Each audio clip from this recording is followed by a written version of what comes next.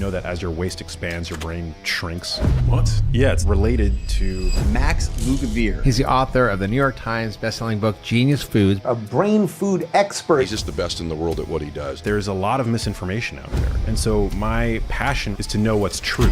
So when it comes to sugar, your average adult today is consuming 77 grams of added sugar every single day. That's almost 20 teaspoons. Jesus Christ. But the issue is we're designed to overconsume those foods. So you're fighting against millions of years of evolution. How do we solve that? I haven't gotten asked that anywhere else. So Controversial new research surrounding meat in our diet. red meat is not associated with the health problems we've been told for decades. People will try to censor you in talking about it, but we know that animal products in particular contain nutrients that are very supportive of good mental health. And there have been a number of studies that have shown that particularly vegan diets put people at increased risk for depression, at least a doubling of risk. I mean, food is so powerful. It's medicine. I get passionate about this because my mom was a vegetarian. It's clear that her low meat diet didn't protect her. There was a period where she got really bad really fast, and then she passed away. It was just so incredibly hard. There were times I thought about suicide. It really showed me how fragile life is. We have incredible agency to change our destiny and to change the way, really, ultimately, most of us are aging today. So how do we change that?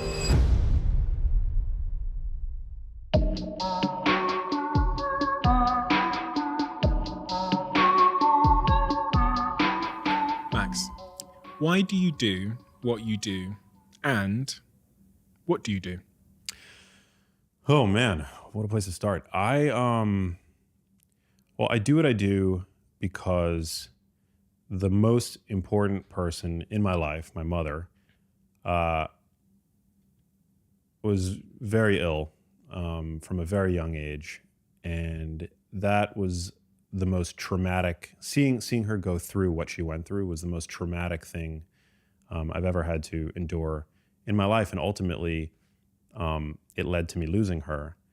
And when a loved one gets sick, you know, had I struggled with any kind of like health condition, it probably wouldn't have been the motivating force in my life that that my mom was for me. But because it was my mom, because it was somebody who really was such a beautiful person and who aspired her whole life to be healthy, seeing her succumb to illness, it was a call to action to me to learn as much as I possibly could about health and nutrition, and to share that knowledge as I was acquiring it with ultimately anybody who would listen. And so what I do is I consider myself a health and science journalist with a point of view, I suppose.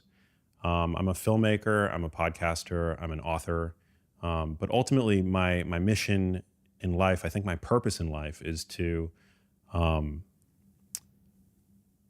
help people feel better, live longer, live healthier, and to avert ultimately the kinds of conditions that my mom struggled with for so many years.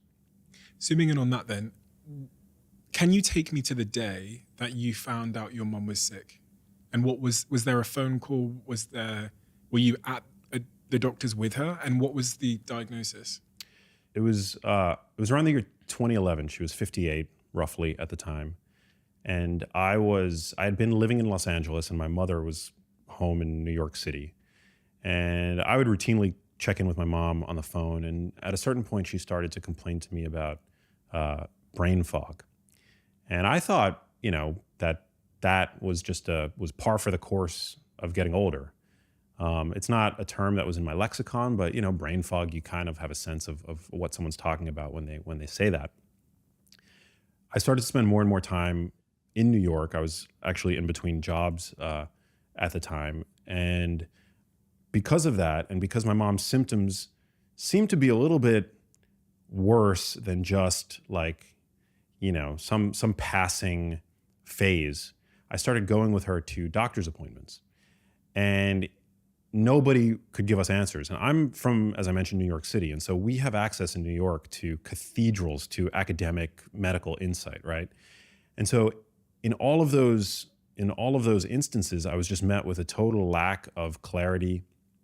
And it was really frustrating for me and my family.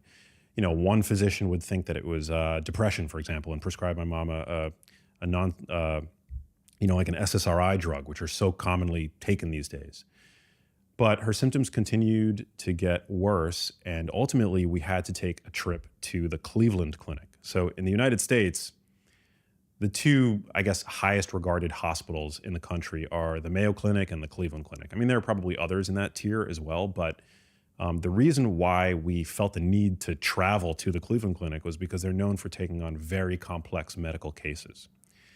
And so we took out a couple nights at a Holiday Inn across the street from a hotel, and we show up at the hospital. They assemble a team around the patient, and it was there that week that my mom was diagnosed for the first time with a neurodegenerative condition.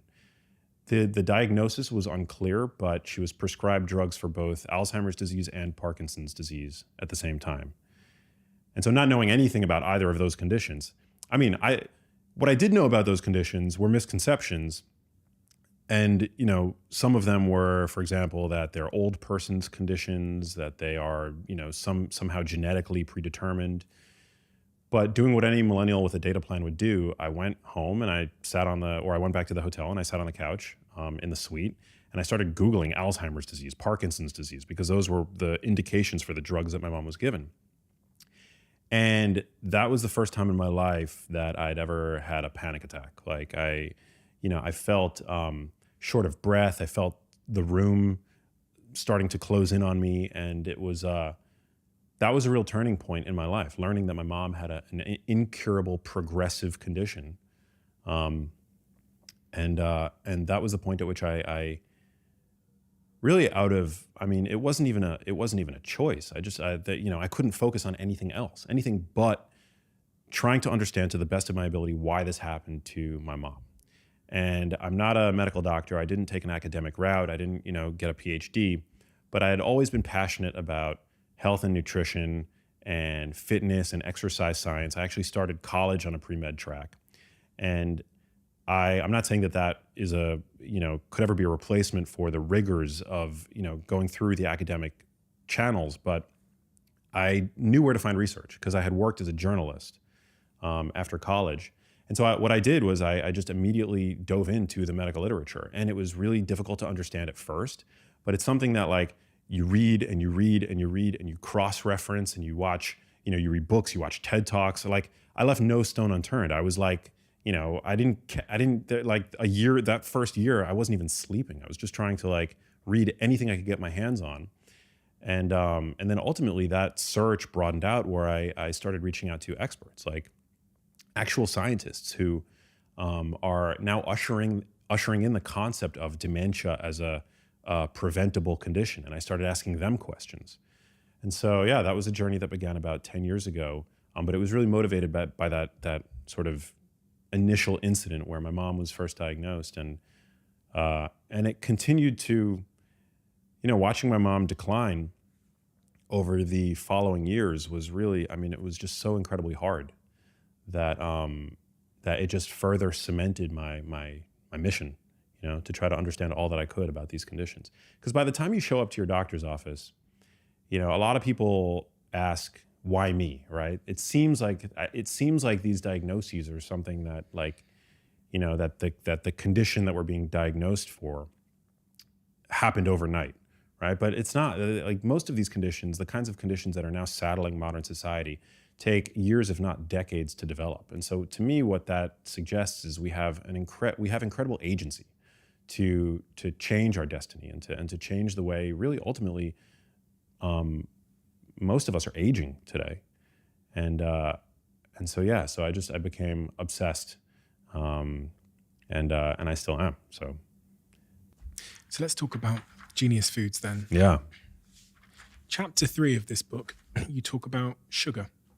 Yes.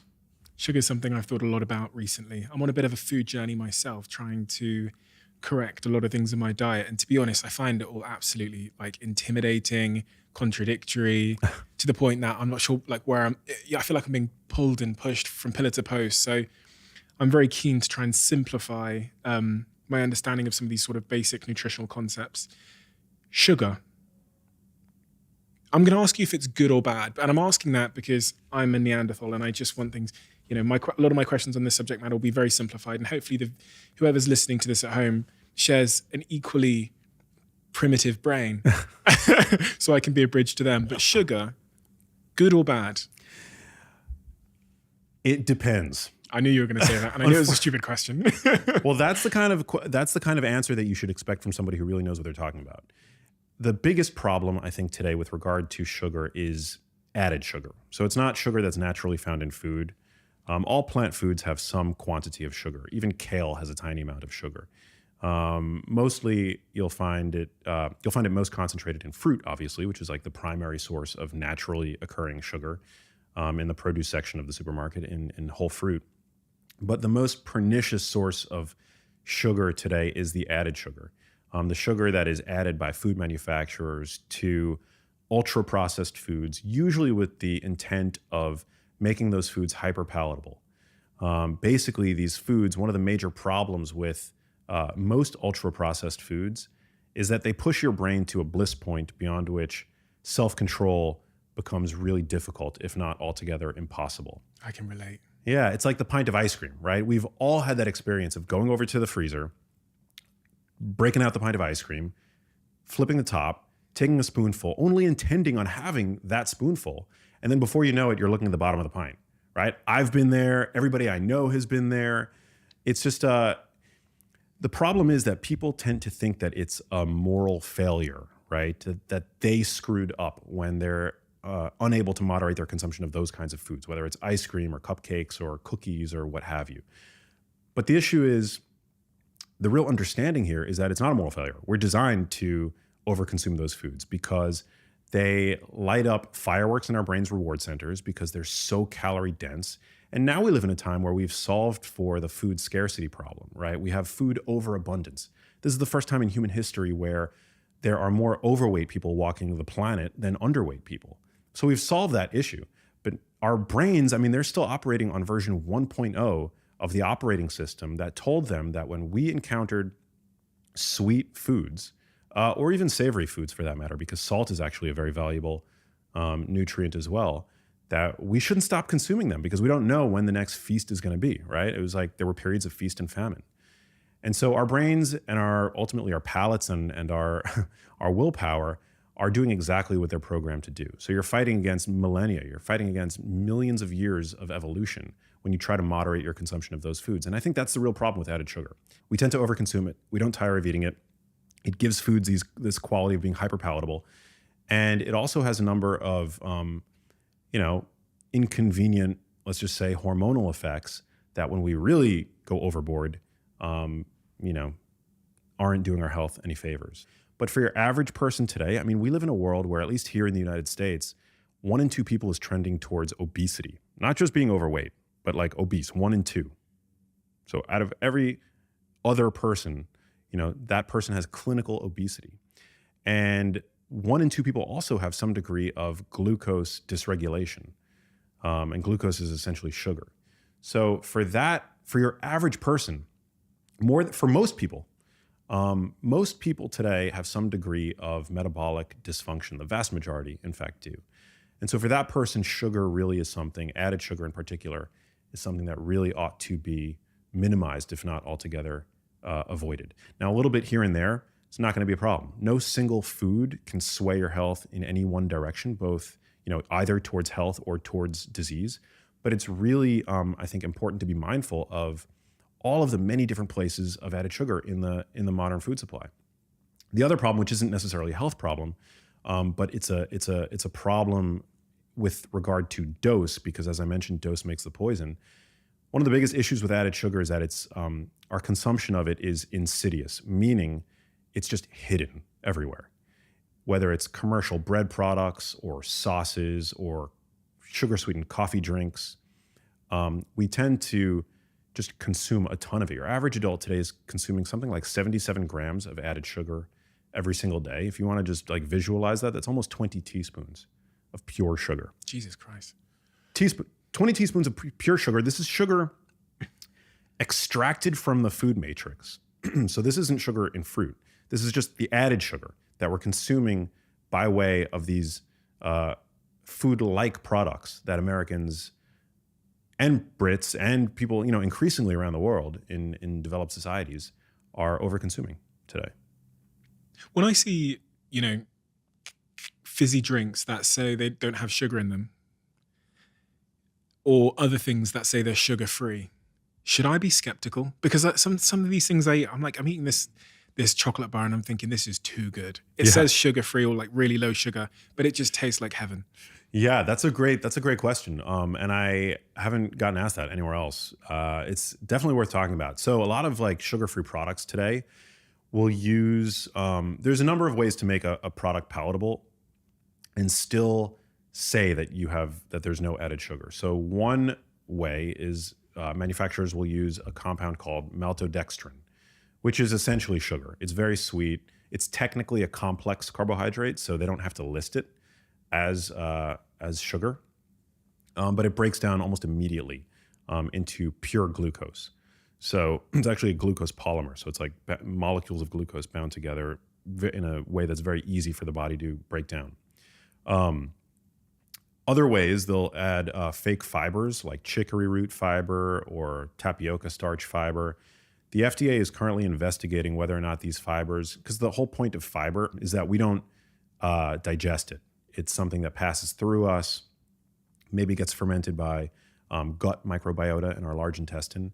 But it's unclear as to whether or not these purported fibers actually act like fiber once in our bodies. And so overconsumption of those fibers can cause all kinds of digestive upset. A lot of people will get like incredibly bloated, like all kinds of inconvenient digestive issues when they overconsume them. And you'll see those a lot in like sugar-free products. Then you've got artificial sweeteners. You've got other non-caloric sweeteners like stevia, monk fruit. There are sugar alcohols, which sugar alcohols are an umbrella category. And underneath that umbrella, you've got sugar alcohols that I think are pretty good, actually, like erythritol and xylitol. And then you have others like maltitol and sorbitol, where if you overconsume those, again, more digestive upset. So you just really want to be careful with the non-caloric sweeteners that you're ingesting, making sure ultimately that you're not ingesting too much, particularly of like these fake fibers and some of the artificial or some of the the sugar alcohols, because they can really wreck your gut.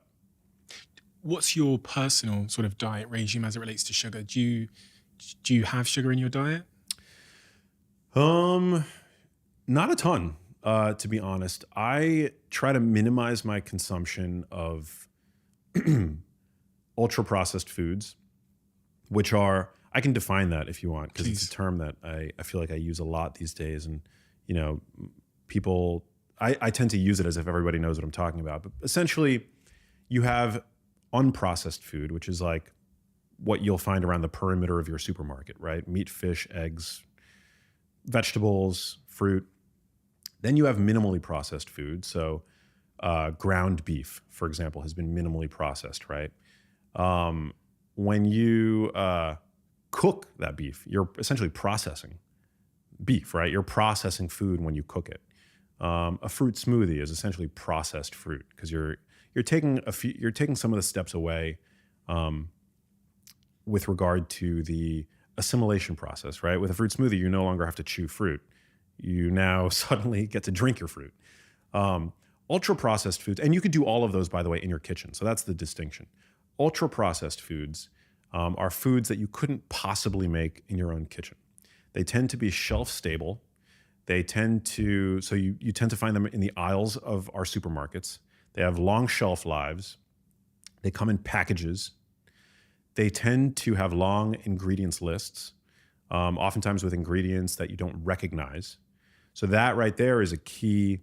Some people listening to this might say, oh, well, that's a naturalistic fallacy. Not everything that we can pronounce is good for us, and not everything that we can't pronounce is bad for us, right?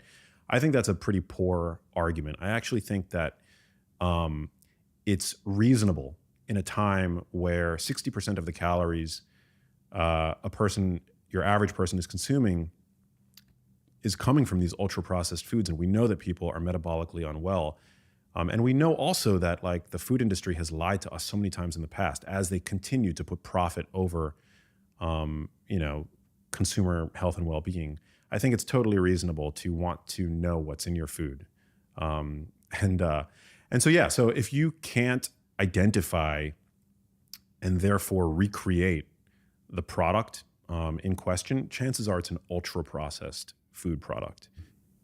I was going to ask the question then, are all ultra-processed foods bad? Great question. So I would say that as a screening tool, ultra-processed foods, you generally want to avoid them. As a diagnostic tool, are individual food products that happen to be ultra-processed necessarily bad by virtue of their processing? Not all the time. And some examples of some ultra-processed foods that I think are actually quite good, although again, they are in the minority, would be, for example, like whey protein. You couldn't make whey protein, or most of us couldn't make whey protein in our kitchens, right? Fat-free plain Greek yogurt, I think, is a great high protein, low cost, low calorie food. You generally couldn't make that in your kitchen. Like you could if you really like wanted to put in the time and effort. Dark chocolate is something that tends to be made in a plant, right? But we know that there are significant benefits to the consumption of dark chocolate. I think food manufacturers are becoming wise to this, and so now you'll find like various high protein options that are shelf stable and the like. And it really has to be determined on a case by case basis. Mm-hmm. But just in general, ultra processed foods are a big problem because they tend to be not the best for us. Like the majority of ultra processed foods that people are consuming are refined grain products packed with added sugar, excess sodium. Sodium's not bad, but we tend to overconsume it today because of its presence in these ultra processed products used as a flavor enhancer. So most ultra processed products are bad, and it's sort of like the analogy that I'll draw. It's sort of like the BMI. I don't know if you're familiar with the BMI, but BMI is a way that it's a screening tool for obesity. So when you look at the population level, most people with a certain BMI past a certain level are either obese or severely obese. And it's a screening tool. It's not a tool that any physician would use to diagnose obesity because you have to look specifically at a person's body composition. You hear stories all the time like The Rock being technically obese, right? That's why BMI is not a good diagnostic tool, but it is a fairly trustworthy screening tool. So similarly, ultra processed foods, there are definitely some exceptions, but in general, they're a food category to be minimized. I'm just off the back of trying to have a ketogenic diet. I tried for about 2 months. Yeah. Went well in terms of the superficial results I think I was seeking. Felt great as well in terms of my focus, my performance. I just felt really good. I felt lighter. The digestive challenges I was having and the pains and the bloating had completely vanished for those 2 months. But I couldn't stick at it. For maybe I have fragile willpower or something. And then I had 2 guests come on my podcast who talked about the ketogenic diet, and they both alluded to the fact that the issue with it is your human's ability to stick to the thing. Yeah. What's your position on the ketogenic diet? And I know in your book, I think chapter 11, you talk a little bit about you seem very pro ketogenic diet. Yeah, I'm pro the ketogenic diet in certain contexts. Okay. I'm not necessarily pro the ketogenic diet in every context. You don't need to be on a ketogenic diet for weight loss. I think that's a big misconception. But the reason why I talk about it, you have to understand the context of the ketogenic diet within Genius Foods, which is that from the standpoint of the brain, it's a very important diet. It's an important diet to study. It's an important diet to talk about. As I've mentioned, we've been using it to treat certain types of epilepsy for 100 years at this point. And that's because it's the only diet that changes the biochemistry of the brain. It does that in a very significant way. It provides an alternate fuel substrate to the brain, which normally relies on glucose. But in certain situations, the brain can't rely on glucose. For example, with traumatic brain injury, or certainly in the setting of Alzheimer's disease, where the brain's ability to generate ATP from glucose, ATP is the brain's primary energetic currency, is diminished by about 50%. And so, if you're able to essentially keep the lights on, so to speak, by providing the brain with this alternate fuel source, then that's a really powerful idea and needs to be studied. And there have been a number of studies on, in the setting of Alzheimer's disease that have shown that, at least in the short term, the ketogenic diet seems to provide some degree of symptom improvement, which I think is really important. Now, does that mean that the ketogenic diet is going to be right for every dementia patient? Certainly not, because it is an incredibly hard diet to adhere to, and particularly for somebody with dementia. I mean, putting somebody with dementia on any kind of diet outside of the diet that they're used to is virtually impossible, right? But in Alzheimer's disease specifically, patients with Alzheimer's disease will actually start to develop a sweet tooth. And it's thought that that's in part the brain, a response to the brain crying out for energy, because its ability to create energy, again, from sugar is diminished by 50%. And so getting somebody, with dementia to adhere to that diet, it's just really difficult to do. But if we can, if for example, the reader of my book, were to one day have some kind of neurological condition and want to experiment with that, then that's a great thing. We also have various ketogenic therapies, like whether it's MCT oil or powder or these exogenous ketone supplements. I know people tend to roll their eyes and think that these are like a fad now, but there's actually an FDA-approved medical food on the market for the treatment of dementia called Axona, which is basically based on these medium-chain triglycerides. So this is like real science. There's now lots of evidence suggesting that ketogenic diets can be useful in the setting of various types of mental illness. So yeah, so I mean, I just think it's so crucially important to talk about. Now, does your average person need to be on a ketogenic diet for good health? No. Does the average person need to be on a ketogenic diet to prevent dementia? No. Similarly, it's the same thing with like for type 2 diabetes, which is now super common. It's not that sugar in the diet caused type 2 diabetes. It's the overconsumption of calories and the like, and it's the overfilling. I mean, that's a whole different rabbit hole, but the overfilling of a person's fat silos that then causes fat to accumulate in other organ tissues. And so carbohydrates are part of that problem, but does that mean that carbohydrates caused the issue? Not necessarily. However, for somebody with type 2 diabetes who essentially has gotten to a point of glucose intolerance, yeah, being on a low-carb diet might actually be a good therapeutic option. It's not fixing the issue, so to speak, but that's the same. I would say that's the analogy that I would draw to the ketogenic diet. It's a powerful therapeutic diet, and and we have to keep talking about it. There's a lot of people that will that will try to censor you in talking about it now from the vegan camp, like the people who advocate for these plant-based diets, because the ketogenic diet tends to be a diet that is inclusive of animal products. In some iterations of it, it might even be a high animal product diet, right? But they're just like against it because it includes animal products.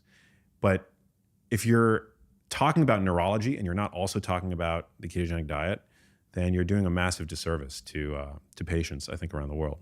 On that point of vegans, vegetarians, vegans, one of the things you've said is that you think they're putting themselves at increased risk of mental health problems and dementia because some of the important chemicals to avert those diseases are found in animal products like fish and eggs and meat and stuff like that. Is that accurate? Yeah, well, certainly, certainly eating fish is associated with reduced risk. Dementia. Yes. Yeah. But also now we're starting to see other forms of animal products like beef, chicken, dairy are associated with reduced risk of cognitive decline, We know that animal products are the richest source of choline, and we've seen that higher consumption of choline is associated with reduced risk of cognitive decline.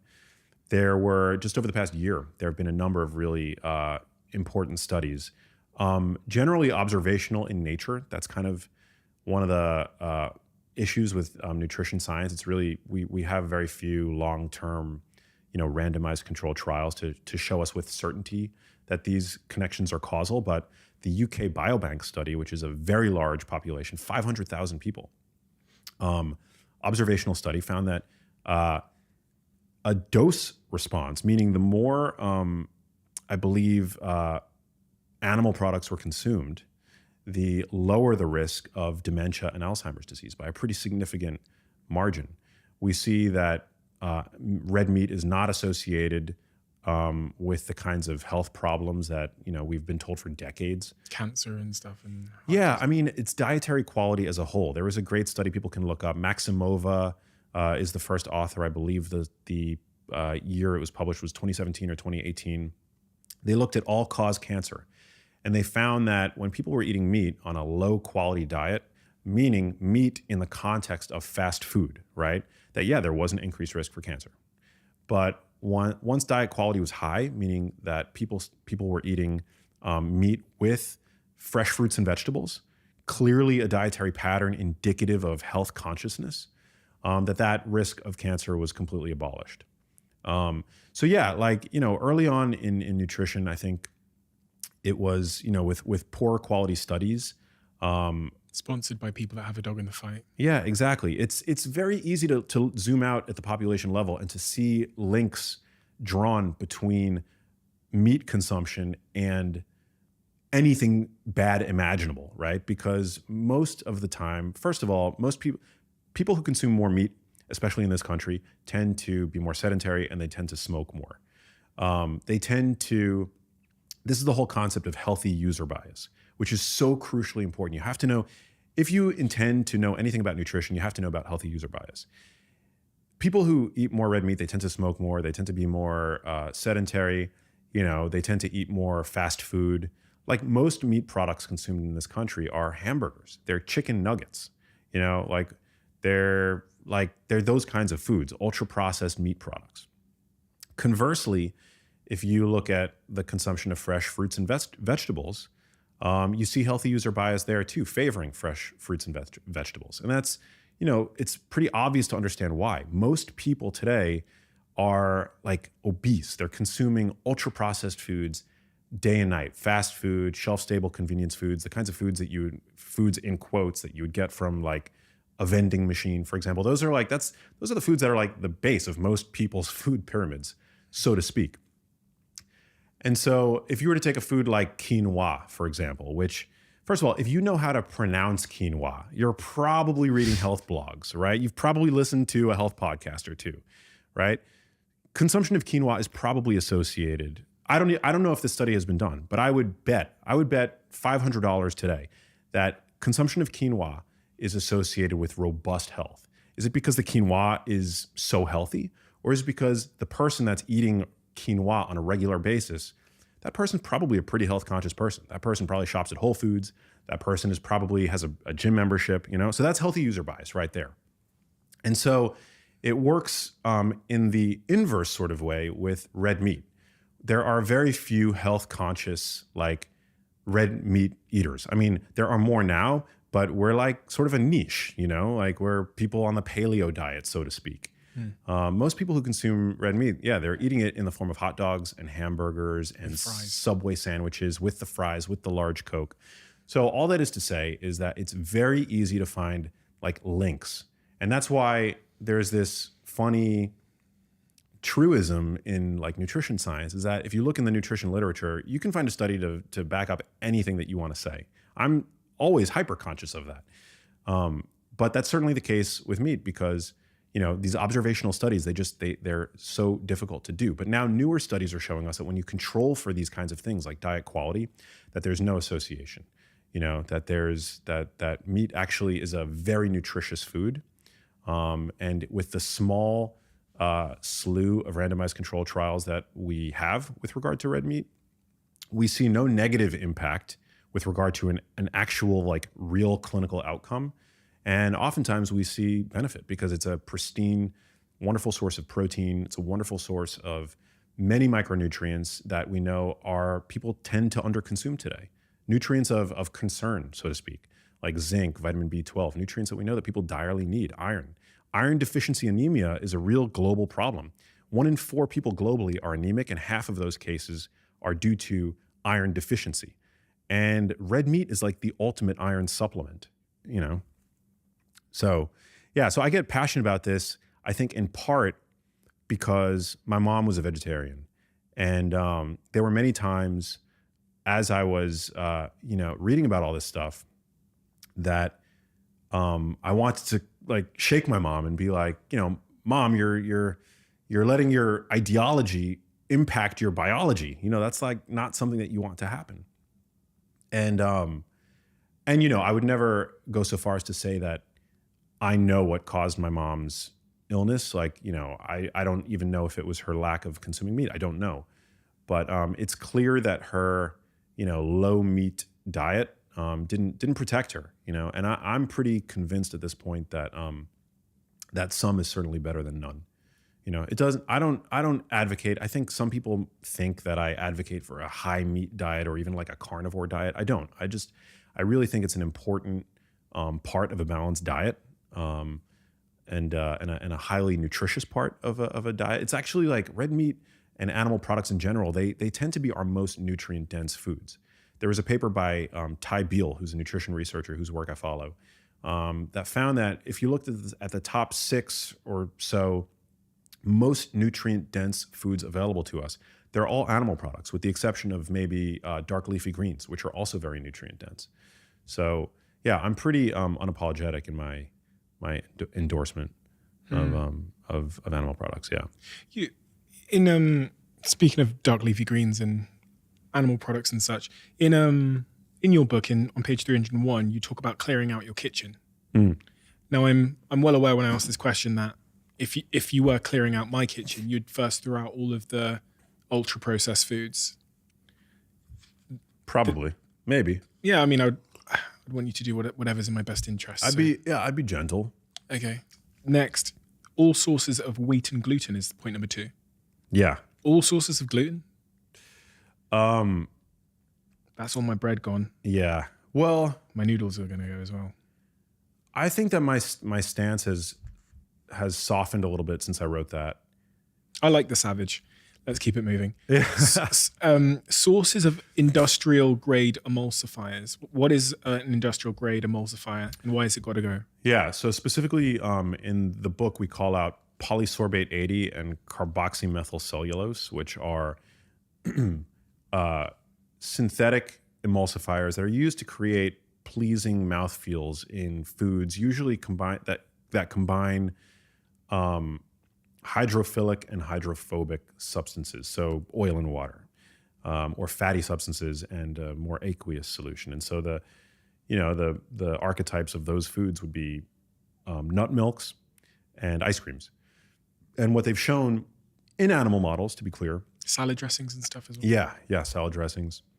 What they've shown in animal models is that those substances degrade the mucosa, this like really important lining that separates the inner contents of our GI tract from our gut epithelial cells, which, there's a chapter in Genius Foods that I'm very proud of on the gut microbiome, all the new science surrounding the gut microbiome and how, the gut-brain axis really in many ways influences not just brain function, but might have an effect on our predilection to disease.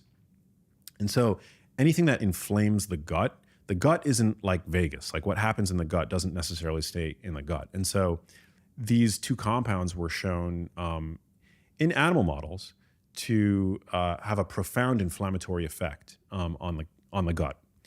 And so I recommend looking out for them and avoiding them. Now, they're also a sort of a proxy or surrogate, if you will, for ultra-processed foods. Like ultra-processed foods are going to have those 2 compounds in them as opposed to fresh foods. So The dose makes the poison, but yeah, I would recommend avoiding them because that study was like pretty eye-opening, and the consumption of those two compounds, I would say, probably worth avoiding. I'm looking at this list of stuff that you've asked me to check out my kitchen, and there's a lot of things here that are currently in my kitchen. Beverages, fruit juice. Been a big fruit juice drinker my whole life. When I was younger, they told me that orange juice was healthy. I was guzzling orange juice, thinking I was doing my body a huge service in doing so. And then over time, I've come to learn from having conversations like this that these fruit juices. I thought when I had like a fruit smoothie, I thought I was like, I was paying homage to my body.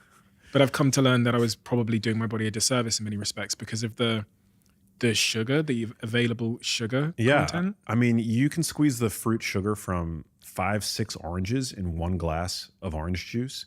I mean, think about it. The last time you like ate a whole apple, did you feel afterwards that you wanted to go and eat another apple?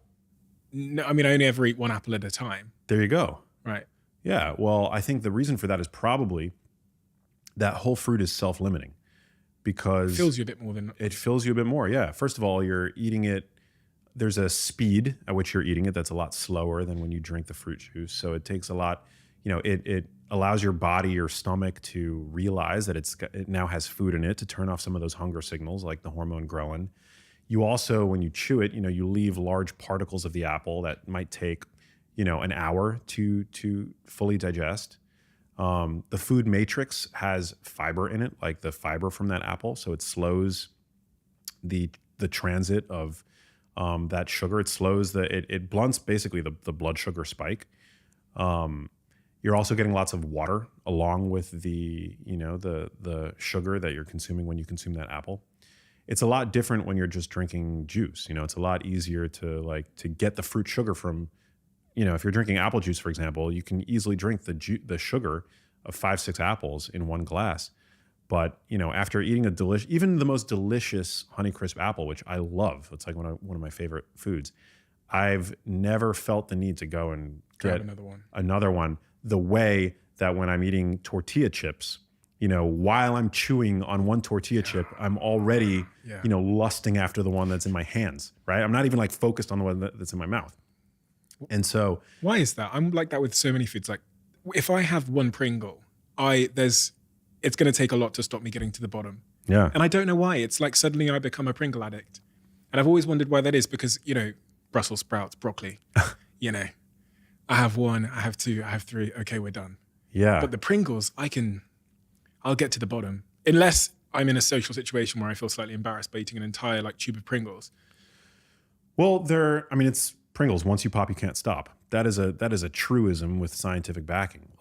We know that Pringles are ultra processed. We know that they're minimally satiating. There are 3 characteristics that make a food satiating, and Pringles lack all of them. So one is protein. Protein is the most satiating of the macronutrients. So for anybody struggling with hunger, pangs, or whatever, prioritize protein in your diet. Increase the amount of protein that you're consuming. For a person with healthy kidneys, there is absolutely nothing to worry about with regard to high protein consumption. It's the most satiating macronutrient, and it is a really important macronutrient for nourishing our musculature, and ultimately assuaging our hunger. When you eat more protein, you eat less carbs and fat, and carbs and fat are energy. Protein it's very difficult for your body to store protein. Your body doesn't want to store. There's so many uses for protein in your body, whether it's to create neurotransmitters or to rebuild your muscle tissue or your bones or ligaments, to create enzymes. I mean, protein has so many roles in the body.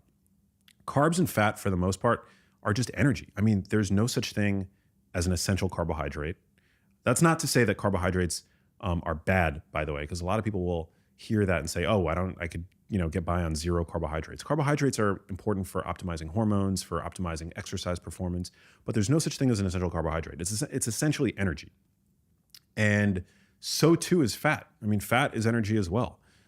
We have a minimal daily requirement for essential fats, and we see that higher fat can support energy, as I mentioned, you don't want to go low fat because fat supports hormone production. We see that people on low fat diets tend to have lower testosterone. It also facilitates the absorption of very important fat soluble nutrients like vitamins A, E, D, and K, and various fat soluble plant compounds. But it's carbohydrates and fat that are energy, very easily stored by the body. If we can easily store carbohydrates in our liver as sugar, glycogen, and in our musculature, and we can easily store fat in fat. So protein, very difficult to store. So that's the first factor that makes a food satiating. Pringles are a low protein food. The second factor is fiber. Pringles are largely devoid of fiber. Fiber slows, like we saw in the apple example, it slows the transit of food in the stomach. It makes us feel more satiated. It also absorbs water and it mechanically stretches out the stomach, which turns off certain hunger hormones like ghrelin, for example. So good for weight loss. Yeah, it's good for weight loss to prioritize protein and fiber, dietary fiber. And then water. So water is the number one enemy of shelf stability. And so ultra-processed foods, they want long shelf lives. That's like key to a profitable ultra-processed food product, right? It can be shipped overseas. It can stay for months on the shelf. Very little waste. And so products like Pringles, devoid of what they're completely dehydrated, right? And water, sometimes when we're hungry, we're actually thirsty. It's just that those wires are getting sort of crossed and miscommunicated. But your average hunter-gatherer didn't have access to, running water. They couldn't just pop into their local gas station and buy bottled water. Where did a hunter-gatherer find water when it wasn't readily available? They would get it from food. They would get it from fruits and vegetables, and even animal products are a good source of hydration. So oftentimes when we think that we're hungry, we just need a little bit of hydration. So all those three factors, the protein, the fiber, and the hydration, are all severely lacking in Pringles and other ultra-processed foods, not to call it specifically Pringles. Yeah. But these kinds of foods that we now consume to our detriment today in the 21st century would have potentially saved the life of a hunter-gatherer, one of our ancestors, back prior to the ubiquity of food stability. So, yeah, not to hate on your Pringles addiction. No, it's fine. They're out. Ladies and gentlemen, I am so excited to introduce and to announce that we have a brand new sponsor on this podcast. And it's a brand that I've used for the last decade across business, across personal life, when I'm holidaying, when I'm traveling for works, even at times when I haven't had somewhere to live, and that is Airbnb. The thing with Airbnb is most people, when they think about Airbnb, they think about the guest side of the product. They think about staying somewhere and scrolling through all of the incredible homes that you can stay in. But the entrepreneur in me has always thought about the other side, which is what space do I have? What space am I living in that I could add from a supply side and to create a revenue stream from? That's what I'm fascinated by. And I'll be sharing details about that side of Airbnb in the coming episodes. Thank you, Airbnb, for supporting us on this show. It means a lot. Reading through your work was the first time I encountered this distinction between health span and lifespan. In your own assessment, what is the difference between someone's health span and their lifespan? Great question. So today we are living longer, right? Thanks to modern medical advances. Not all of us. My mom didn't have a lengthy lifespan, but generally we're living longer, but we are also dying longer. And what I mean by that is that our health spans are shrinking. So our lifespans are expanding, but we're actually spending more of our life, particularly in our latter years, sick, burdened with chronic disease and disability. And so I think it's really important that we not just have a lengthening of lifespan in our crosshairs, but that we also aspire to lengthen our health span. So we want to prevent chronic disease and disability to the best of our ability. And I think that's just crucially important. So what that implies is, as we age, that we continue to be mobile and to move about the world and to be free of depression, and we stay connected in our communities. And I think, eating a healthy diet, exercising, staying socially connected. Averting loneliness, are all crucially important. And yeah, unfortunately today, I think we tend to think only in terms of lifespan. I just want to live as long as possible. But today for many people, particularly in the Western world, it's like it's a double-edged sword, because you're living longer, but most people in elder age today are frail. They have chronic health conditions, and it's a big problem. You mentioned depression there. I've been learning a little bit lately about the role that our diet plays in our mental health. You referenced earlier that your mother was given antidepressants, SSRIs, when she was going through her period of ill health. What's your assessment on the role that food plays in mental health? What foods are typically, in your view, good for our mental health, helping us to avoid depression, anxiety, whatever else, and what foods are typically bad for our mental health? Oh man. Yeah, mental health is so. I learned this recently, which is just shocking, that the number 2 cause of death for people between the ages of 15 and 35, in that sort of ballpark demographic, the second cause of death is suicide. And that's just shocking to me. The first is unintentional injury. So it's like drunk driving and just, doing stupid things. But yeah, when it comes to mental health, I mean, our mental status is highly responsive to the outside, to our environment. And our environment includes how we're living our lives, the people that we surround ourselves with on a daily basis, and indeed the foods that we're eating. So, I think when it comes to mental health, there are a number of really interesting observational studies that show us that vegan and vegetarian diets, but I think particularly vegan diets, put people at increased risk for depression. By the latest data that I've seen, at least a doubling of risk. Now, the question that always arises there is the vegan dietary pattern causing the depression, or are people who are more prone to depression gravitating to the vegan diet? I think it's probably bidirectional, because we know that animal products in particular contain nutrients that seem to be very supportive of good mental health. There was one study out of Deakin University's Food and Mood Center that found that women who didn't consume the nationally recommended 3 to 4 servings of red meat per week were at twice the risk of developing major depression. And they didn't see that association for other animal proteins. So they didn't see it for chicken, pork. And they also saw an increased risk when women ate much more than that 3 to 4 serving recommendation.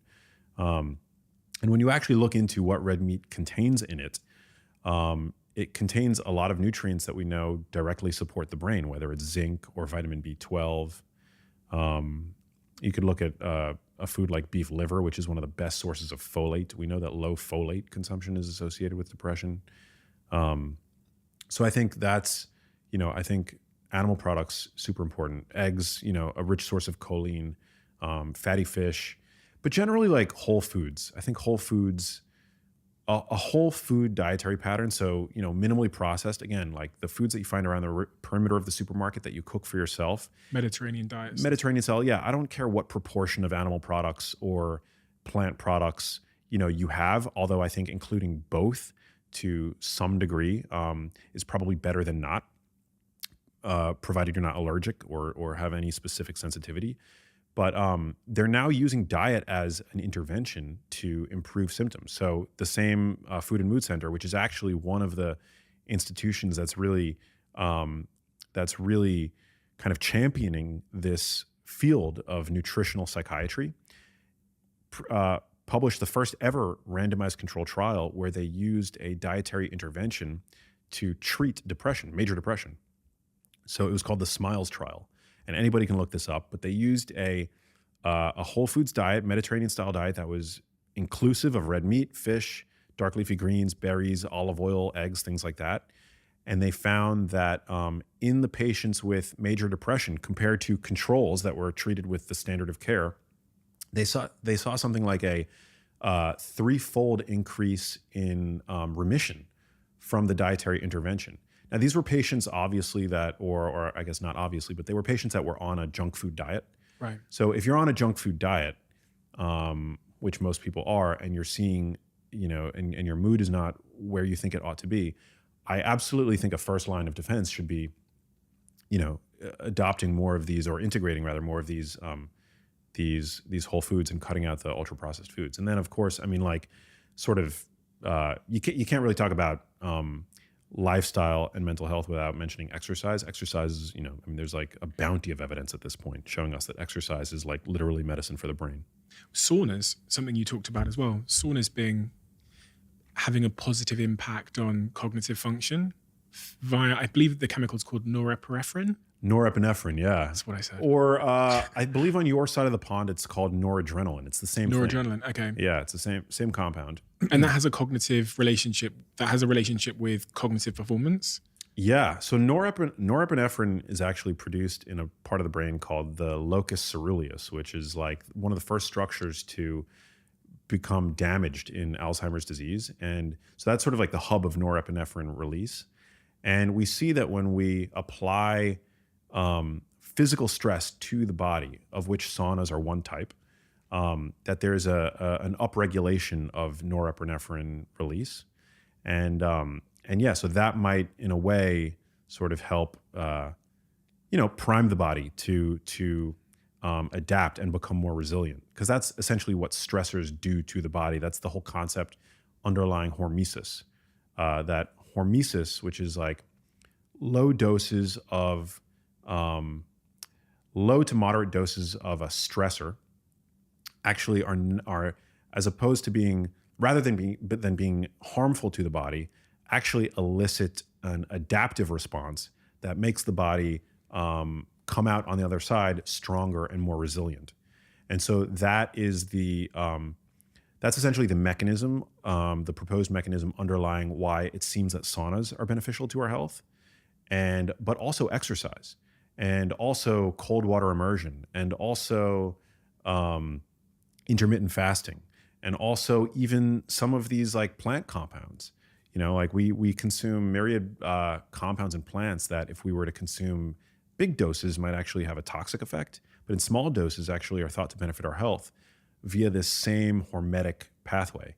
But yeah, sauna use, a lot of the research is coming out of the University of Eastern Finland, which is a great place for this research to be done, because saunas in Finland are like taking a shower. So you could say, if those studies were being done here in the United States, you could easily write them off to healthy user bias, because somebody who's regularly saunaing is, or taking a sauna, as the Finns say, probably has access to a gym, probably is going to the spa regularly, probably is like putting a great deal of attention on their own physical health, right? But in Finland, that's not the case. People aren't doing saunas as like a health modality. They do it because they love it, because it's a salve to the to the cold temperatures there, and it's just a part of like the normal like routine.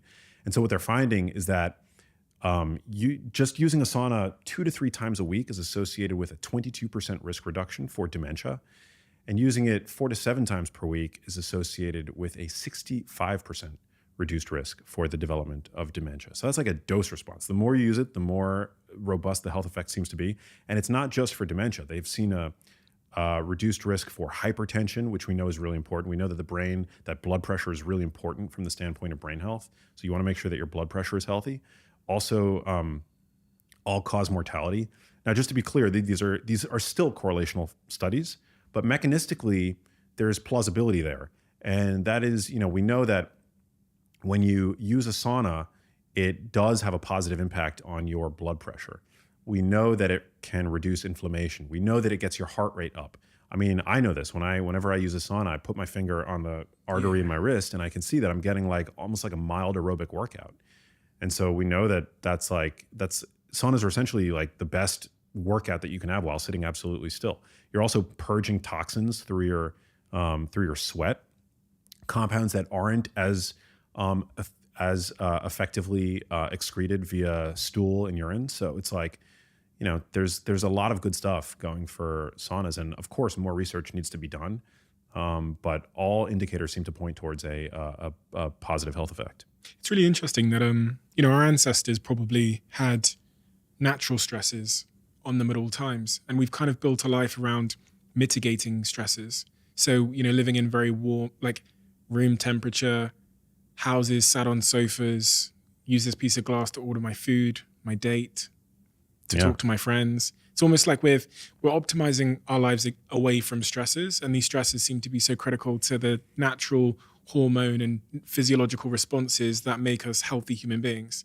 Totally. Yeah. It's like, I've heard it referred to as like the comfort crisis. Yeah. Yeah. It's a big problem, whether it's like constant climate control. Just like so few of us are willing at any point to venture out of our comfort zone and to be uncomfortable. And I think our biology suffers as a result. This isn't just,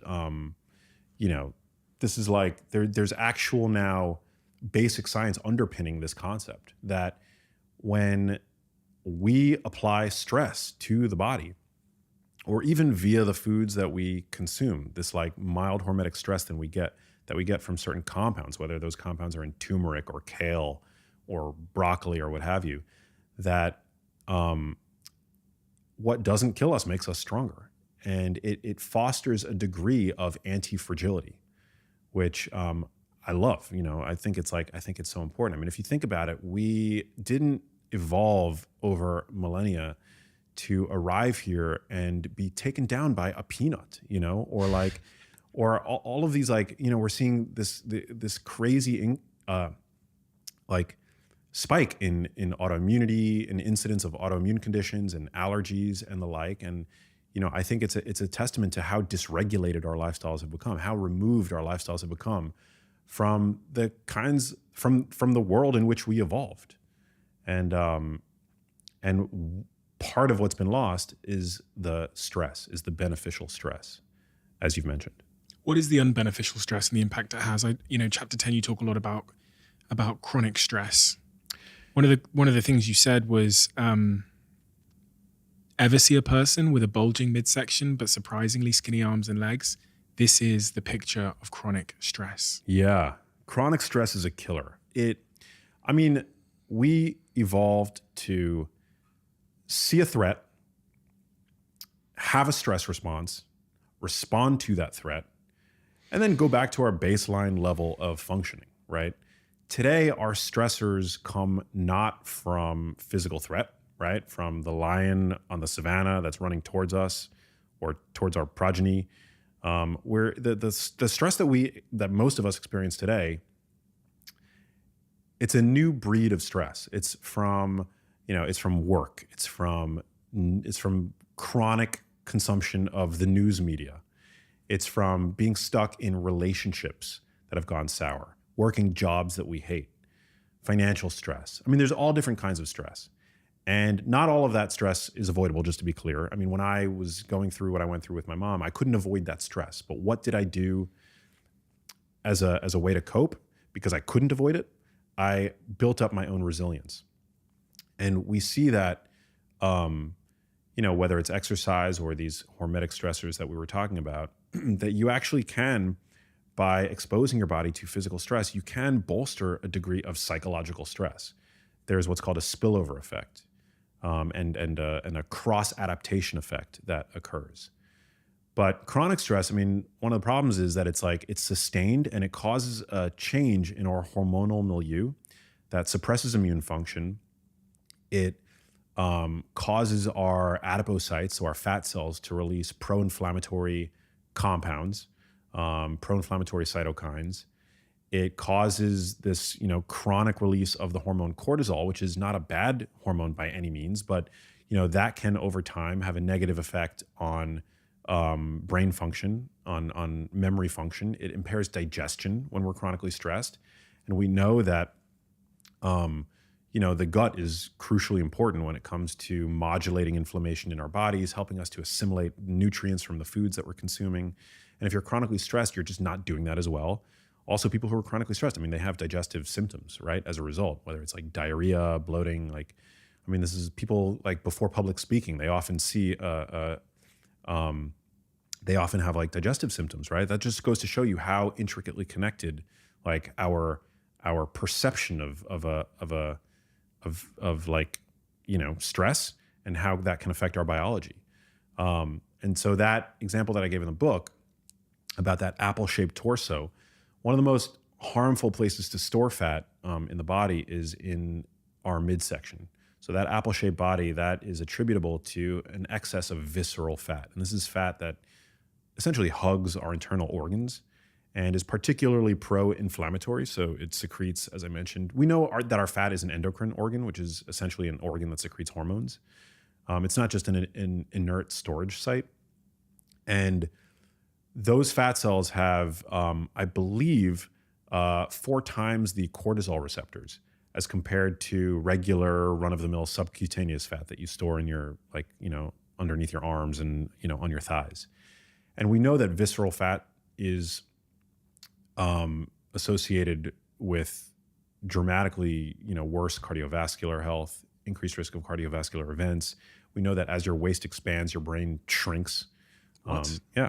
Well, it's probably related to cortisol, because we know that cortisol causes that when cortisol is chronically elevated, and particularly when we then self-medicate with these ultra-processed foods that are high in sugar, right? Which we all reach for when we're stressed out, right? To emotional, like to soothe ourselves, right? With food.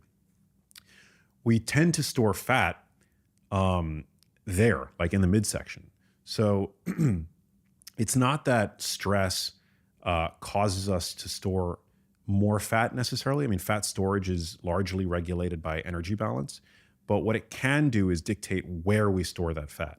And as I've mentioned, it's the storage of fat in our midsection that's particularly dangerous. And so, so that the effect that cortisol can have there, it has a negative effect on other tissues. It can have a negative effect on our total brain volume, as we've seen in some studies. Just to be clear, where does cortisol come from? Our adrenal glands. Adrenal glands. Yeah. And there's certain foods that stimulate the production of cortisol more than others? Not foods. It's stress. And there are certain conditions that are associated with hypercortisolemia. But no, food, it's not food that it's not the foods. Foods actually can like bring down cortisol, so some people like sugar, like sugary foods, like a lot of people, anecdotally at least, will see an improvement in their sleep when they consume a little bit of like honey before bed, for example, because that can sort of bring down cortisol. Right. If they for example, skipped dinner, or they had an earlier dinner, or they had a particularly like low carb dinner, or maybe they're in like a calorie deficit. So that can all cause cortisol to kind of inch its way up. And carbohydrates are good at sort of like pumping the brake on cortisol release. That's one of the reasons why we tend to reach for sugary foods when we experience chronic stress. So it's like this vicious cycle, right? But the way to pump the brakes on cortisol release is not to like just keep eating sugary foods. It's to find and uproot the cause of the stress.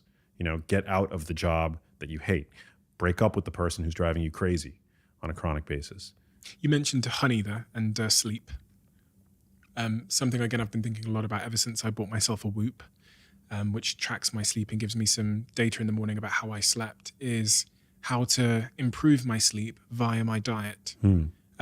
What advice would you give me there if I wanted to have deeper,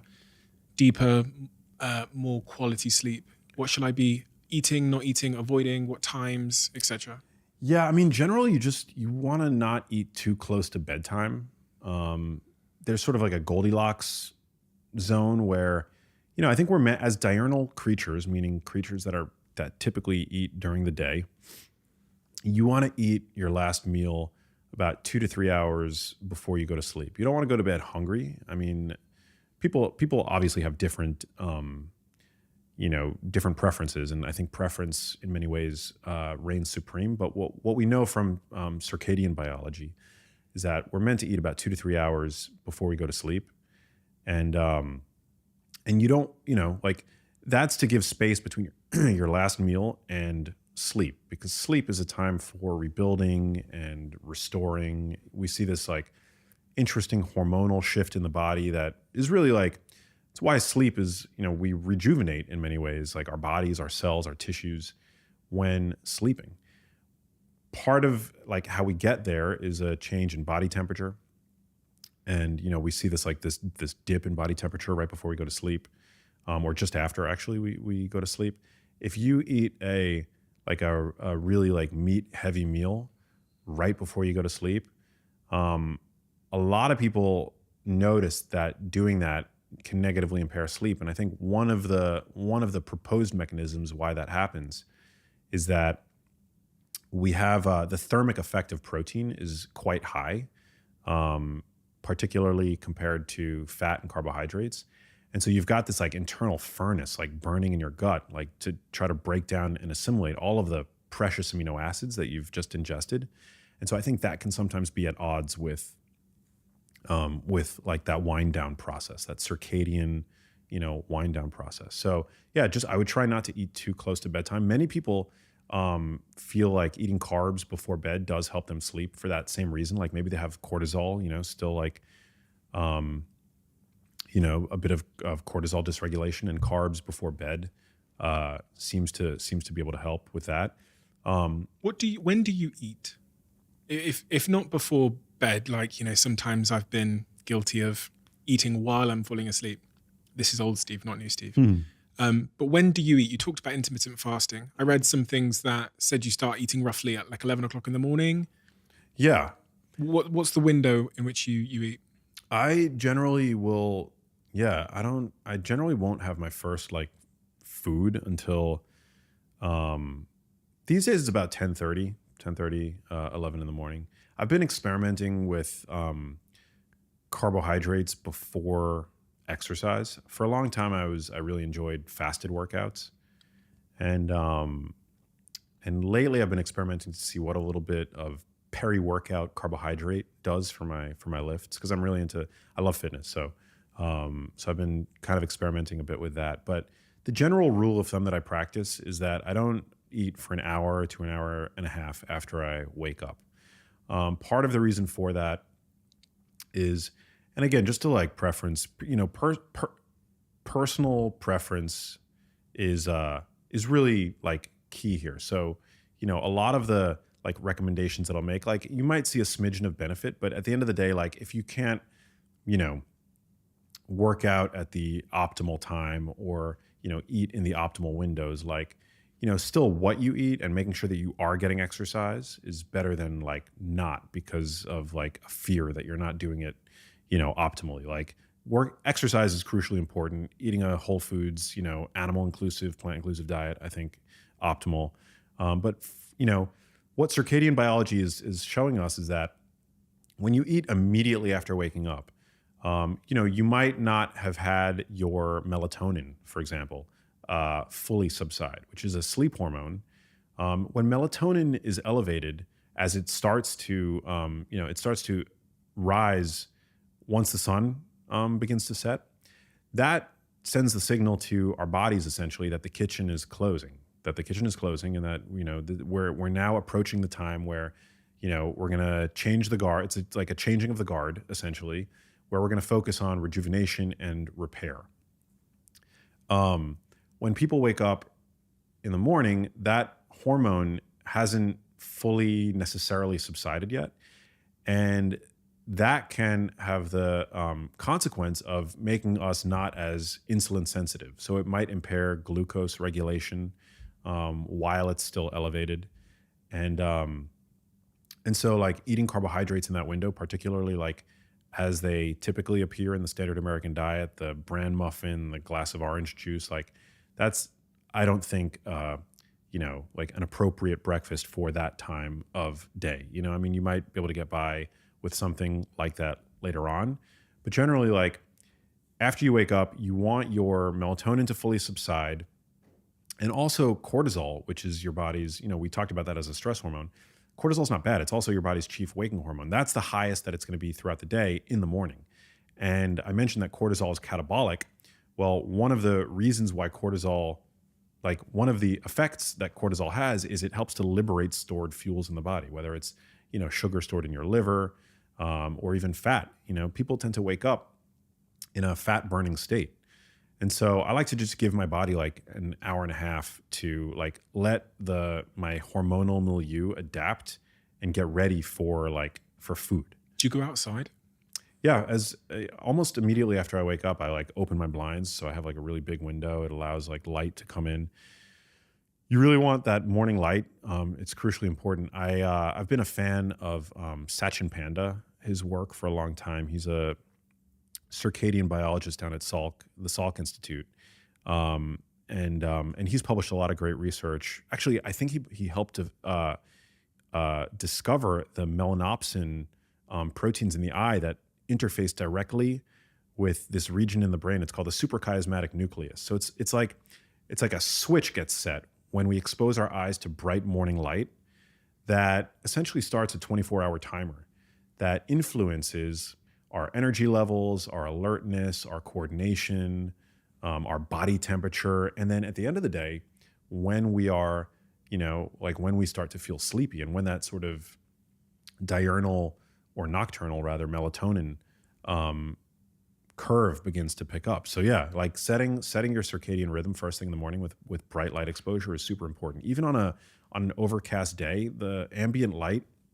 is more than enough to flip that switch. So yeah, that's crucially important. My morning routine is essentially like I wake up, I open my blinds, I make sure that whether it's like, checking my phone or whatever it is, emails, like by the window so that I get that nice ambient bright light to anchor my body's circadian clock.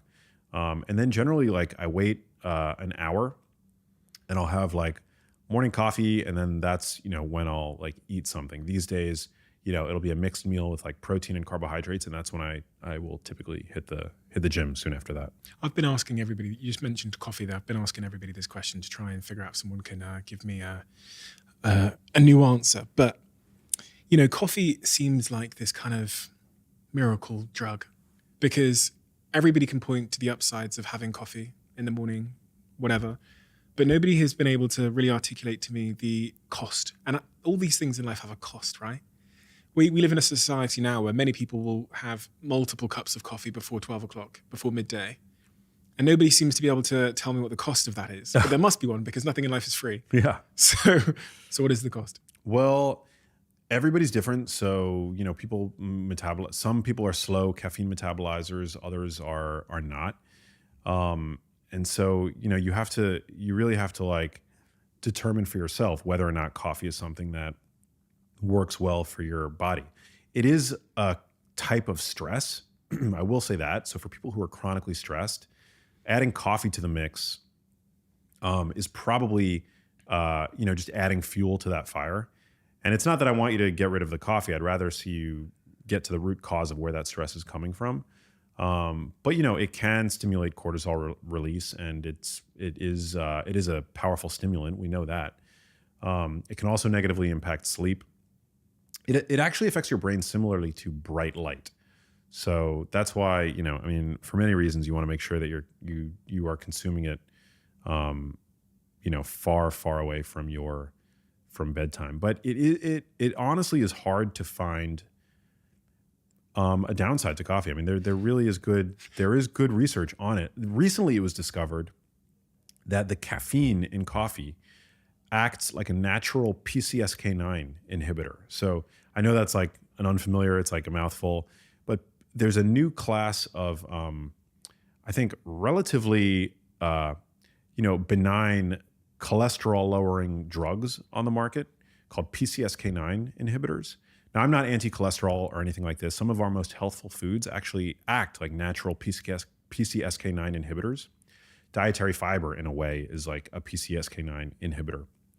But they found that high dose caffeine actually, at about a dose of about 400 milligrams, can actually act like this drug where it makes your liver more effective at recycling cholesterol carrying lipoproteins like LDL.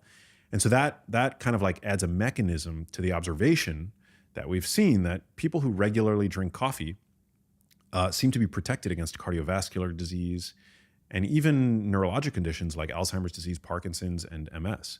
So there seems to be this protective effect of coffee, but it's always important to caveat these findings with the fact that these are averages. So on average, coffee seems protective, but certainly within those cohorts that are being studied, some people are doing really poorly with coffee as well. So you just, it's something that you really have to like regularly take inventory and ask yourself, like, is this working, for me? I think one of the healthier ways to ingest coffee is to not consume it immediately after waking up, which, I'm guilty of doing many days, but like, it's generally something that's like, you're better off consuming like an hour or two after you wake up. And again, not too late into the afternoon, either. And like also, the dose I think is really important. People that develop caffeine dependency, they think that they're improving their performance with caffeine, but what they're really doing is they're treating their withdrawal from caffeine. So another way that I like to kind of make sure that I'm consuming it in the most mindful way possible is I'll take like occasional weeks off from caffeinated coffee and I'll switch to decaf. Yeah, and I feel like it sort of helps like resensitize my brain, breaks the dependency a little bit, and then I bring it back. And when you bring it back, man, you see what a drug, what a potent drug coffee really is, But in general, I'm a fan. I'm a fan of coffee. It's Everybody rich in polyphenols. It's a natural activator of our body's NRF2 pathway, which is like a detoxifying pathway in the body that's also stimulated by cruciferous vegetables. Nobody can say anything bad about coffee. It's like everybody's part of the conglomerate and that everyone's got like an affiliate link or they're on payroll or something. But yeah. So it's actually changed my perspective because I just assumed that anything that was such a powerful stimulant must have a real significant downside. But I've asked a million people this question, not a million, but maybe 6 people this question, some of which have written books about coffee. And I'm still yet to hear a compelling argument against having coffee in and amongst your diet, as you say, a few hours after you wake up. So one of the things that really did catch me off guard was in your book, The Genius Life, where you talk about this study with the mice and you make the case that travel has positive relationships with health. Like it has health benefits. Not something I've ever heard anybody say before, that travel is good for our health. Yeah. Wow. I'm glad you brought that up. Because that also kind of parlays into another concept that I've been lately thinking about a lot for the first time. Well, first of all, so the study that I talk about in the second book, The Genius Life, is the fact that just how important novel experiences are for the brain. They will take mice and keep them confined to, like a limited area. And they see that they suffer. They suffer in terms of their bodies and their brains. And then they let that mouse, or they let, intervention mice go and explore what they call enriched environments. And they see something like 4-fold, like they see like an upregulation in various indicators of neurogenesis, which is really important. It's like the creation of new brain cells. So all that is to say, like, it's important to do novel things. And as I say this, this is something that I struggle with in my own life, because I am a creature of habit. And I would routinely get the sense, this gnawing sense, that I'm living Groundhog Day over and over and over again, where I wake up and I do a few things like work related, I work out, but ultimately like I've got like this routine that I love and I tend to do that on script every day. But I started to get this feeling like I'm just like waking up, doing a few things, going back to bed, waking up, doing a few things, going back to bed. Like before I know it, like my head is just like on my pillow again. And it started to get like really frustrating to me until I discovered that Groundhog Day syndrome is actually a thing.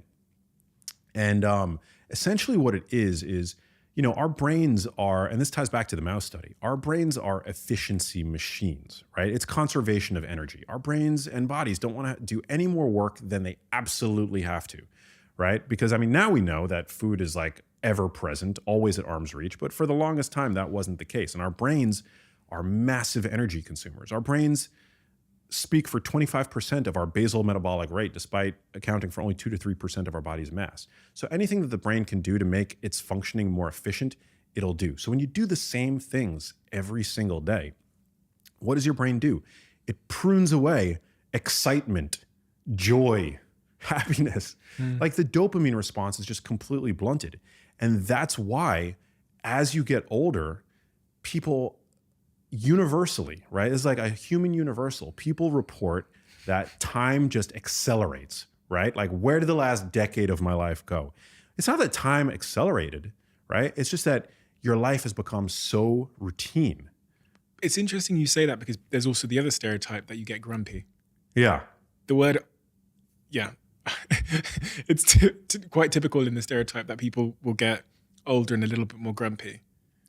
Yeah, well, they get grumpy, they get stuck in their ways, they get, I mean, yeah, that's definitely the case. But they probably are getting grumpy because their lives lack the joy and excitement that they once felt, right?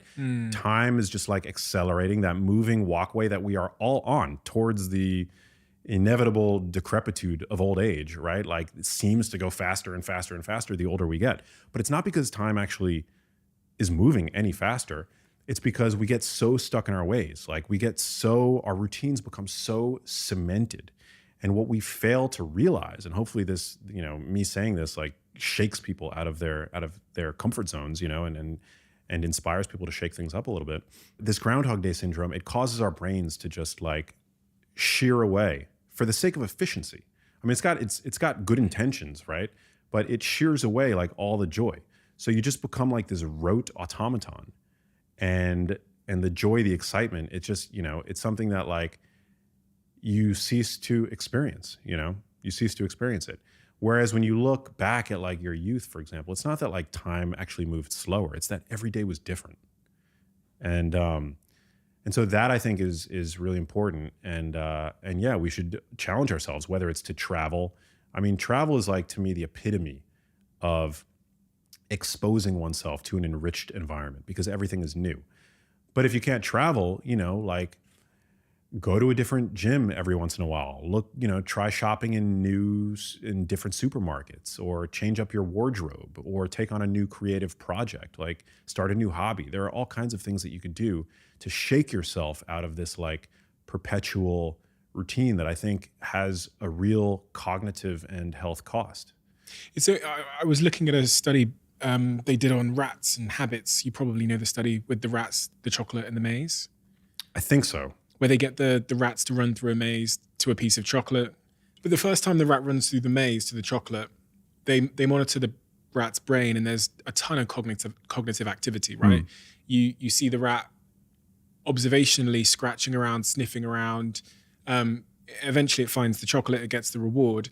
When they put the rat back into the maze for the second time, cognitive activity is gone because a habit has been formed. So as I looked at the brain scans of those rats, it was just completely flat because they were on autopilot. Again, the brain is conserving its need to function so that it can focus on other things, other threats. It can conserve energy, as you say. And that's what our lives become. Like, when we get out of bed in the morning, our route from the bed to the kitchen is not one that requires me to have any sort of cognitive activation. I fly, and therefore also I don't remember the journey. Yeah. I just fly down there. Yeah, you're on autopilot. Yeah. And our lives become autopilot. And it's interesting. I'm trying to figure out, as you were talking there, like you said, shearing away the happiness. Why does being on autopilot cost me happiness? And why does it make did you say it made my brain smaller? Not smaller. Okay, thank you. Well, it probably, I mean, if that mouse study holds true in humans, it probably doesn't, it doesn't support neuroplasticity. Yeah. There's no need for my brain to. Yeah. I mean, it's an efficiency machine after all. So the happiness point though, why does living a life on autopilot have an impact on my happiness? Well, there are probably, I mean, there are definitely benefits to routine, right? Like, there are, not to like, some of the benefits to routine can be that you have for example, your diet dialed in, or you have you have great connections in your community, So I'm not telling everybody to like throw their lives into upheaval, but it's just like when we start to do the same things every day, it's, the scientific term is habituation. Yeah, I've heard, yeah. We habituate, right? It becomes habit, right? And we feel this way, like we see this with that car that we've pined for, and suddenly it's sitting in our driveway. And yeah, it's exciting for the first month or 2 months or 3 months. But after a certain point, that level of excitement that we once felt towards that car, or maybe even maybe sometimes it's the person that we're sharing our beds with, like this is just an inevitability, an unfortunate inevitability of the human condition. And so I think there are ways to hack it. I think there are ways to, travel with your significant other, or break the routine with your significant other, or, invest in things that have emotional value for you, for example. So, I mean, the car might have not been the best example, because like some people do have emotional connections with cars. Like I bought a guitar, recently that I love, and I have an emotional connection to it because it was played by one of my favorite artists, So are you talking about that really, it's the decline of meaning that is associated with habituation. Yeah. So, and that makes us unhappy because as, creatures of meaning, we do need things to remain meaningful in our lives. Yeah. It's these like rote routine behaviors that are not all that productive or meaningful. Those are, it's like driving the same route to work every day, shopping in the same supermarket every day, eating the same foods every day. Like challenge your preferences, like there are foods today that I enjoy that I didn't like 15 years ago. And I'm always willing to challenge like my own preferences about things. But it's like when you do the same things every day, you tend to start to overlook them. It's difficult, if not impossible, to maintain an appreciative relationship with something that's always there. It's funny. It reminded me of a study I was reading about regarding music, and how there's almost an optimal point with a song that we love where it can be repeated over and over again. So say if we're listening to a hit on the radio, it's repeated, say we listen to it 50 times. There's a point where we've heard it so many times and it's become habituated that we love it at an optimal level. And then it declines when we've heard it too much, because it loses that sense of meaning. And I just remember reflecting on that, how the record industry want to put things in our lives that have a certain level of familiarity, but not too much familiarity, because then we'll dislike it. This is why they do remixes, because there's a level of familiarity there. So we like it, but it has that novel nature, which we also really value, to make us interested. Yeah. Which habituation obviously kills. Like habituation and novelness are inversely, Yeah. No, it's true. It's there's this quote that I love. I'm a huge James Bond fan. We were talking a little bit about before we started rolling, but like in the latest film, there's this wonderful Jack London quote at the end of the film that they use to kind of commemorate Bond, and the quote is something like, "I shall not waste my days trying to prolong them. I shall use my time." And I love that line so much. And I think it's such a good, it's so emblematic for, I think, the life that we all deserve, that we all ought to be living. I think occasionally in this conversation about how do we live longer, like that's a nuance that gets lost. It's not just about living longer. It's about living more fully. And so, yeah, I think that's part of it, it's like breaking the routine and like getting back some of that joy and excitement that we have about life. Maybe after listening to this, it'll be, going to the supermarket and loading up on healthful food, blueberries and avocado and dark leafy greens and grass-fed beef, things like that. Or maybe signing up for a new gym membership and sustaining that because of what you now know it does for mental health, exercise. So it's a balancing act, as you kind of alluded to earlier on, between familiarity, community, comforts, and those kinds of things, but keeping your foot one step outside of your zone of comfort. So you have the stimulation and the joy and the spontaneity of life at the same time. And that's like a constant subjective balancing act that we're all trying to, where I like my comforts, but there is, as you say, the comfort crisis. I can get a little bit too comfort, and that will have adverse effects on a lot of things. Yeah. And that's one of the things that I challenge with in this life is I love my routine and I love comfort and I love, but I also, I love travel. I'm not good at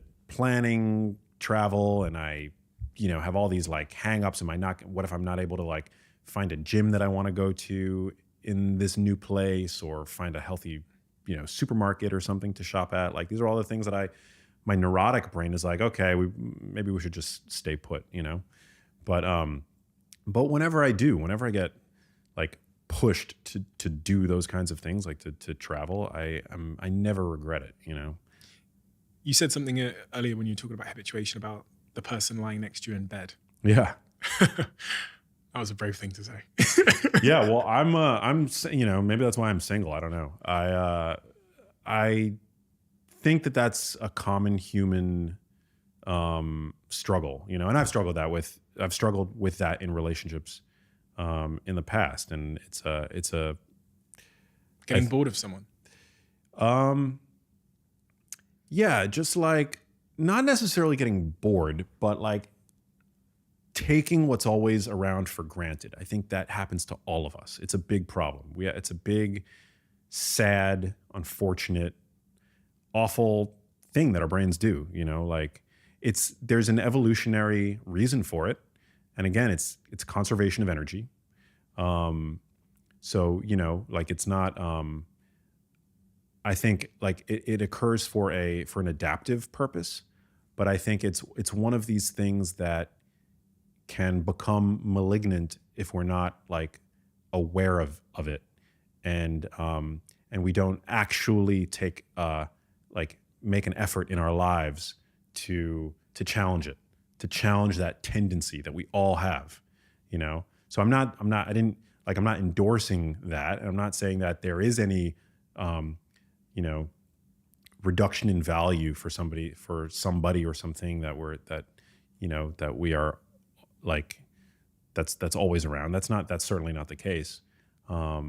But yeah, it's a constant fight. It's a constant battle. I think everybody experiences this. Are you hoping to find one person and settle down with them for the rest of your life? I am, yeah. You crossed your arms there. What did my body language just say? Looked like a shield. Oh man, yeah. Well, I've had a therapist like for the past year and a half, and I'm trying to kind of like unravel some of my own early childhood like drama that I think has led to a more avoidant attachment style and has given me challenges with regard to commitment and things like that in relationships. And yeah, but I'm also very lucky in the sense that I feel like I have a very rich life. Like I have a very close family. I've got a great community of friends. I love what I do for work. Thankfully, I feel very fulfilled by my work, and so it's not like a major priority for me. But I would like to be in a. I do want to call that in. Like that is like something that is a goal for me. But yeah, we all have like our stuff, and I feel like for me, it's like I was incredibly close to my mom. Like that was like we talked about that. I was incredibly close to my mom. I loved my mom. It was so hard to see what she went through. And that was an incredibly traumatic experience, but that kind of like attachment that I have had from childhood to my mom, it's made it like difficult. And, some of the things that I witnessed in their relationship, my mom's relationship with my dad and their marriage and how bad that was at times, some of the things that I saw, it didn't really set me up, to like have the easiest time in relationships. But yeah, I'm like working through it. I think therapy's wonderful. I've had a great therapist. I'm doing all the work. I'm like reading all the books and things like that. Have you been able to identify, because I can relate to many things you said about like learning the model of love as being a imprisoning one or a toxic one or an unsafe thing, like learning from our parents at a young age that like love is unsafe, it is violent or it is this or whatever. Have you been able to identify through therapy what your sort of limiting beliefs are as it relates to like love and relationships? Have you gotten there? Oh man.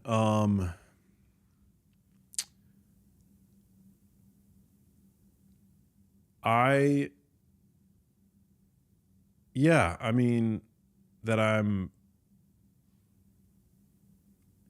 think the limiting beliefs that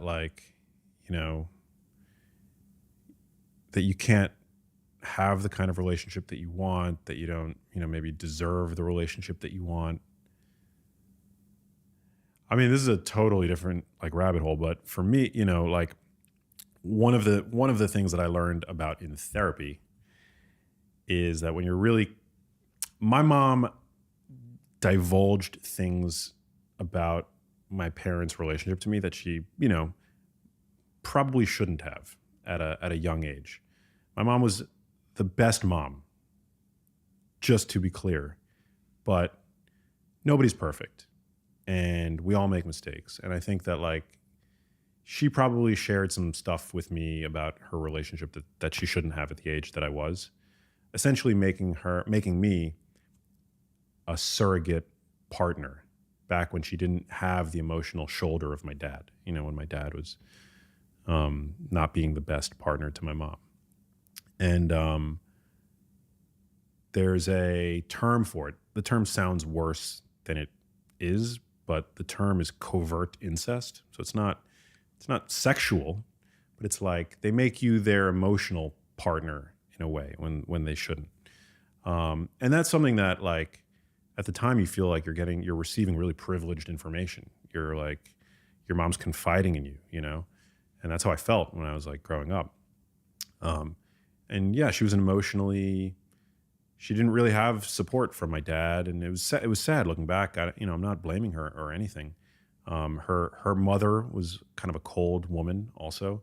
So she like unloaded some stuff on me when I was a child frequently actually. And so that like, it created like a very strong attachment to her, but it has kind of like disallowed me, at least this is like, and I don't want this to become a limiting belief for me, but like the insight that I think has been like helpful to just like kind of understand where my patterns come from is that that's created a difficulty for me attaching emotionally to like other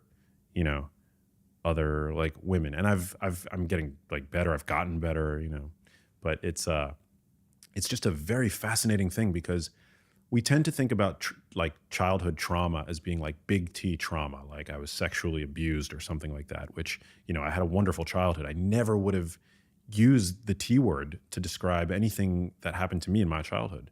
But then there's like, nobody escapes childhood social injury free. We all have trauma, whether it's like we're not picked up at the right time or we're, ignored at the wrong time or what have you. And so nobody escapes childhood trauma free is what I've learned. And so those traumas, it's like a butterfly effect. They have a way of creeping out, in ways that are not often obvious when we're adults and they affect our relationships in sometimes profound ways. And so, for me, like why, I feel like in many ways I'm a very sensitive guy. I relate to women. I love, women. I've had relationships with women.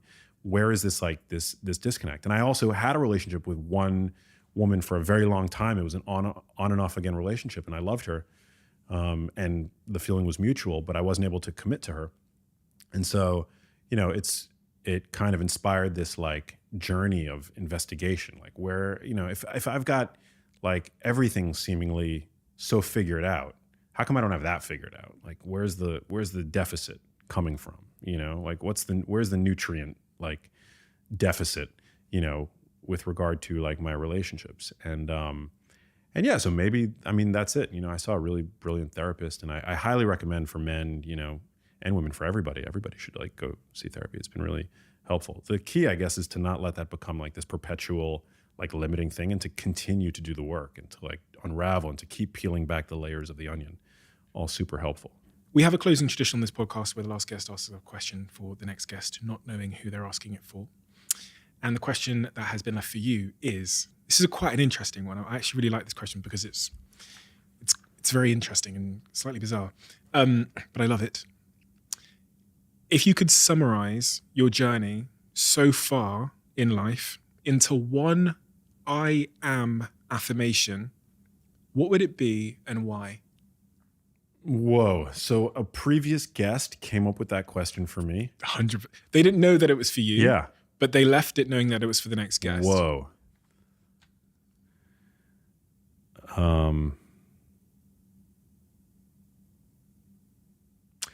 I am love.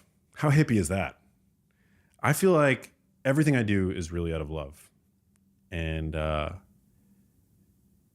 so that is how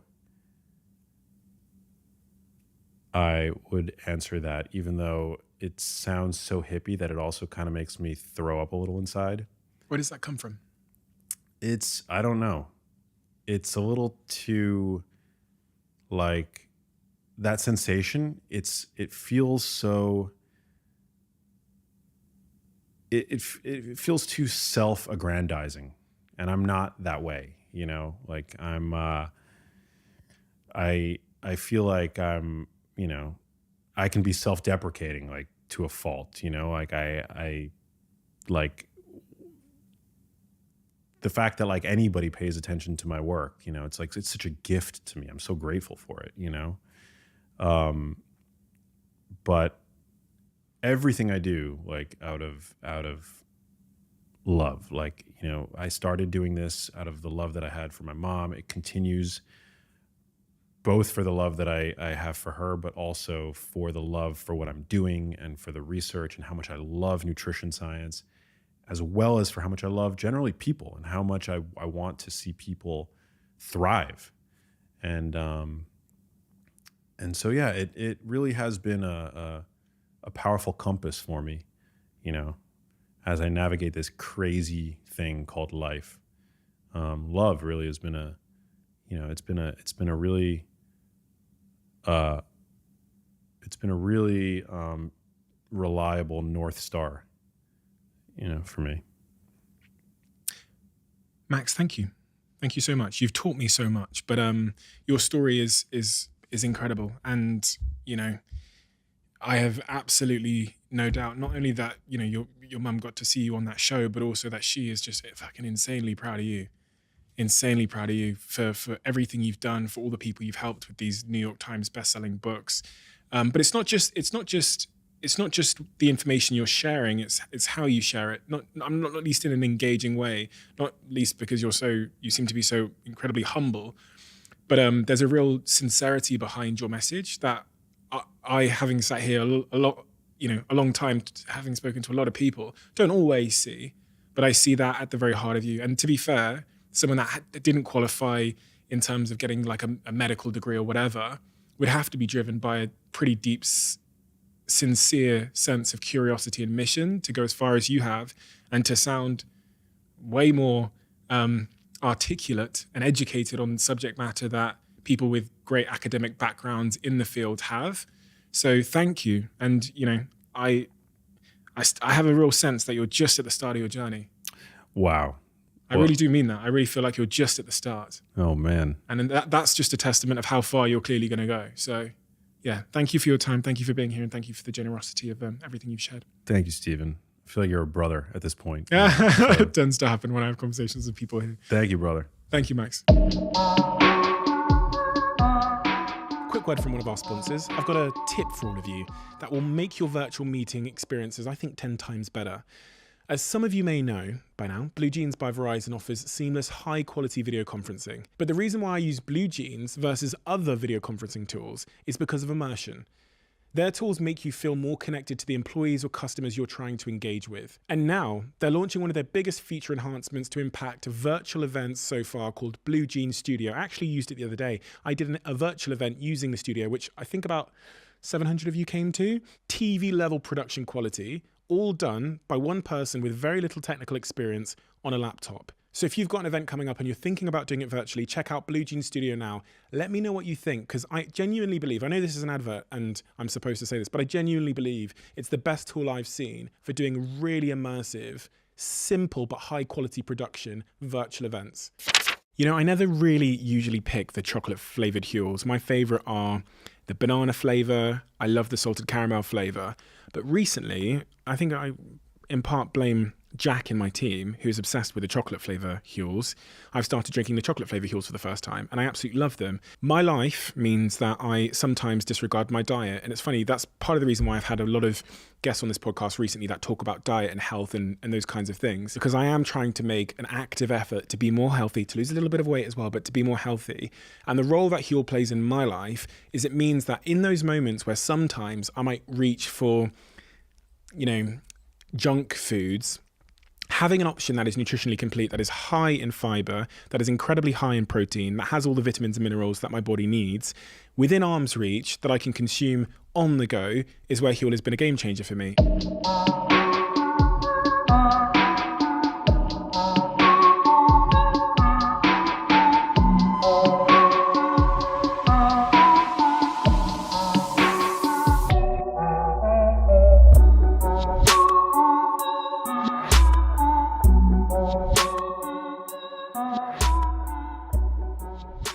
You got to the end of this podcast. Whenever someone gets to the end of this podcast, I feel like I owe them a greater debt of gratitude, because that means you listened to the whole thing. And hopefully that suggests that you enjoyed it. If you are at the end and you enjoyed this podcast, could you do me a little bit of a favor and hit that subscribe button? That's one of the clearest indicators we have that this episode was a good episode. And we look at that on all of the episodes to see which episodes generated the most subscribers. Thank you so much, and I'll see you again next time.